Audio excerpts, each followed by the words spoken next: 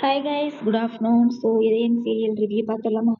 அதுக்கு முன்னாடி நம்ம சேனலில் எப்பயும் போல உங்களுக்கே தெரியும் கைஸ், சப்ஸ்கிரைப் பண்ண மறந்துடாதீங்கப்பா. லைக் பண்ணுங்க, நிறைய ஷேர் பண்ணுங்க, கமெண்ட் பண்ணுங்க. இதயத்திலே தீ பிடித்து எரிகிறதே அணைத்தி வீடு அப்படின்ற மாதிரி. ஐயோ சாபி, இன்னைக்கு எபிசோடு நானே அழுதுட்டேன் கைஸ். உண்மையிலே எனக்கே கண்ணில் தண்ணி வந்துருச்சு. என்ன நடக்குது அப்படின்னா, எபிசோடோடயே நம்ம ரிவ்யூ பண்ணிடலாம், சரியா?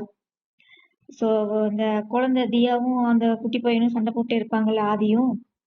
அப்போ சண்டை போடும்போது இந்த மாதிரி நம்ம ஆதி தானே நேற்று எபிசோட்லேயே நம்ம பார்க்கும்போது பார்த்தீங்கன்னா, அந்த குழந்தைய வந்து ஆதி தான் கூப்பிட வந்திருப்பாப்புல, சரியா? அபிக்கு வந்து ஏதோ வேலை இருக்குன்னு சொல்லிட்டு வரமாட்டேன்ருப்பா. அவங்க அப்பா கூப்பிட்டா ஃபோன் எடுத்துட்டு இருக்க மாட்டான். அதனால ஆதி தான் நான் போய் கூப்பிட்டு வரேன் அப்படின்னு சொல்லிட்டு வந்திருப்பான் இல்லையா? அப்போ தியா வந்து கோவமா வருவா. வந்தோடனே ஏன் என்னாச்சு அப்படின்னா, இந்த மாதிரி என் கிளாஸ்ல வந்து ஒரு பையன் என்னைய ஃப்ராங்க் பண்ணிட்டான், என்னை பயமுறுத்திட்டான், என் பென்சிலை உடைச்சிட்டான். சும்மா இந்த ஸ்கூல் குழந்தைங்களுக்குள்ள நடக்கிற சண்டையெல்லாம் இருக்கும்ல, அந்த மாதிரி 2 பேத்துக்கு சண்டை நடந்துட்டே இருந்திருக்க மாட்டிருக்கு கிளாஸ்ல. அதெல்லாம் அந்த பொண்ணு வந்து ஆதி கிட்ட சொல்லுது. உடனே ஆதி வந்து சரி இப்போ என்ன, அவனை நம்ம ஃப்ராங்க் பண்ணணும் அப்படிதானே அப்படின்னு சொல்லிட்டு ஃப்ராங்க் பண்ண ஒரு பொய் மாதிரி சொல்லி அந்த குழந்தைய வந்து ஃப்ராங்க் பண்றாங்க. என்ன அப்படின்னா, இந்த மாதிரி டெடி பியர் வாங்கி வச்சிருக்கோம், வந்து பாரு அப்படின்னு சொல்லி கூட்டிட்டு வா அவனை, நான் ஃப்ராங்க் பண்றேன்னு சொல்லிட்டு அந்த குழந்தைய தியா போய் கூட்டிட்டு வருவா ஆதிய. பார்த்தா ஆதி வந்து அது ஒரு மாதிரி பேய் மாதிரி, நானே பயந்துட்டேன் guys. அது ஒரு மாஸ்கே வந்து வித்தியாசமா தான் இருந்துச்சு, பயமுறுத்துற மாதிரி தான், சரியா? உடனே பார்த்தோன்னே அந்த குழந்தை பயந்துருச்சு. பயந்து அப்படியே மயக்கம் போட்டு விழுந்துருவான் ஆதி. உடனே தூக்கிட்டு ஓடுவா, தான் பிள்ளைனே தெரியாமையே தூக்கிட்டு ஓடுறான். ஓடி அப்புறம் ஹாஸ்பிட்டல்ல இருந்து டாக்டர் வந்து செக் பண்ணிட்டு ஊசிலாம் போடுவாங்க. அதுக்கப்புறம் வந்து வெளியில வெயிட் பண்ணுங்க, அவங்க அம்மா கால் பண்ணிருக்கோன்னு சொல்லுவாங்க. ஆனா இது வந்து ரிவ்யூலயே ப்ரோமோலயே வந்துருச்சு. சரி, இருந்தாலும் நம்ம எபிசோடு முடிஞ்சுதான் நம்ம ரிவ்யூ பண்ண முடியும். அதுக்கு முன்னாடி நம்ம ரிவ்யூ பண்ண முடியாது இல்லையா? அதனால தான் நான் வெயிட் பண்ணிட்டு இருந்தேன். சரி, எப்படி இன்னைக்கு இந்த எபிசோடு வந்துடும் அப்படின்னு பார்த்தா கரெக்டா ஆதியும் பாரதியும் மீட் பண்ணிட்டாங்க. அதாவது அவ வந்து வர்றா, ஆக்ரோஷத்தோட வர்றா. குழந்தைங்க விஷயத்துல எதுக்கு பெரியவங்க தலையிடுறாங்க? குழந்தைங்களோடனா குழந்தைங்களோடயே போயிடும், பெரியவங்க தலையிட்டு தானே இவ்வளவு பெரிய பிரச்சனை. நான் கண்டிப்பா அவரை நான் பார்த்தே ஆகணும், 4 வார்த்தை நாக்கு புடுங்குற மாதிரி கேட்கணும்னு சொல்லிட்டு வேகமா குழந்தைய கூட்டிட்டு வருவாப்ல. வந்து பார்த்தா இவர் ஆதி வந்து மாஸ்க் போட்டு நிற்பாரு. அப்ப உங்களுக்கு கொஞ்சமாவது அறிவு இருக்கா, குழந்தைங்கிட்ட எப்படி விளையாடணும்னு தெரியாதா அப்படி இப்படின்னு சொன்னோடனே மாஸ்க் கழட்டினோடனே ஆதியை பார்த்தோன்னே அப்படியே ஷாக் ஆகுறா. ஸோ அந்த பழைய நினைவுகள் எல்லாமே வருது. ஆதி பேசியிருப்பான் இல்லையா, நான் இனிமேல் பாரதியை பார்க்கக்கூடாது, பாரதின்ற பேரையே நான் கேட்கக்கூடாது, அடுத்து அவங்க நினைப்பே எனக்கு வரக்கூடாது அப்படின்னு சொல்லி தானே எல்லாமே பேசியிருப்பான் இல்லையா? நீங்க போய் அவங்க கிட்ட சொல்லிருங்க, என் மூஞ்சிலேயே முழிக்கூடாது அப்படின்னு சொல்லிலாம் சொல்லியிருப்பான் இல்லையா நம்ம ஜனனி கிட்ட. ஜனனியை வந்து காமிக்காம ஆதியை மட்டும் காமிச்சிருப்பாங்க. ஆதி சொன்னது எல்லாத்தையும் அப்படியே ரீவைண்ட் பண்ணி பாக்குறாப்புல, தாலி கட்டினதுல இருந்து எல்லாமே ரீவைண்ட் பண்ணி பார்க்கும்போது சாரிங்க, தெரியாம பண்ணிட்டேன், அது தெரிஞ்சு செய்யல, சும்மா ஃப்ராங்க் பண்ணலன்னு தான் பண்ணேன், என்னை மன்னிச்சிடுங்க அப்படின்னு சொல்லி ஆதி பேசுறாப்புல.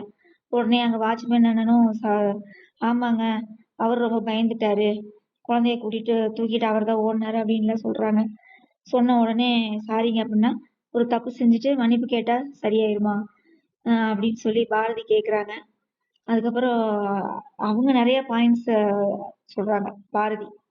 என்ன அப்படின்னா, இதுக்கு பதிலா நான் வேற ஏதாவது செய்யட்டுமா, அந்த பிராங்க் பண்ணதுக்கு பதிலா நான் வேற ஏதாவது செய்யட்டுமான்னு கேட்டோன்னே பாரதிக்கு ரொம்ப கோவம் வந்துருச்சு. இப்படியே இந்த தப்புக்கு வேற ஏதாவது செஞ்சு சரி பண்ணலாம்னு நினைப்பீங்க, அதுல மிஸ்டேக் ஆகி அதை சரி பண்றதுக்கு வேற ஏதாவது நீங்க சரி ஏதாவது செயலை செய்யணும்னு நினைப்பீங்களா? இப்படியே எப்படி செஞ்சுக்கிட்டே இருப்பீங்க அப்படின்னு நல்லா கேக்குறாப்புல. அப்புறம் மன்னிப்புங்கிறது எல்லாத்துக்கும் கரெக்டா வராது, சரியா? மன்னிப்புங்கிறது ஒரு குறிப்பிட்ட விஷயத்துக்கு மட்டும் தான் கொடுக்க முடியும், எல்லாத்துக்குலாம் கொடுக்க முடியாதுன்ற மாதிரி பாரதி சொல்லும்போது சூப்பரா இருந்துச்சு.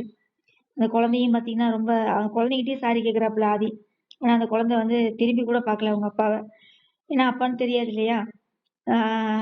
உடனே வாமா போலான்னு சொல்லி கையை பிடிச்சி இழுக்கிறான். உடனே சரி நீ மன்னிச்சிருங்க அப்படின்னு சொல்லி பாரதி வந்து மன்னிக்கவே இல்லை. அந்த பழசெல்லாம் நினைச்சு பாக்குறாப்புல. உடனே எனக்கே கண்ணுல தண்ணி வந்துச்சு ப்ளீஸ்.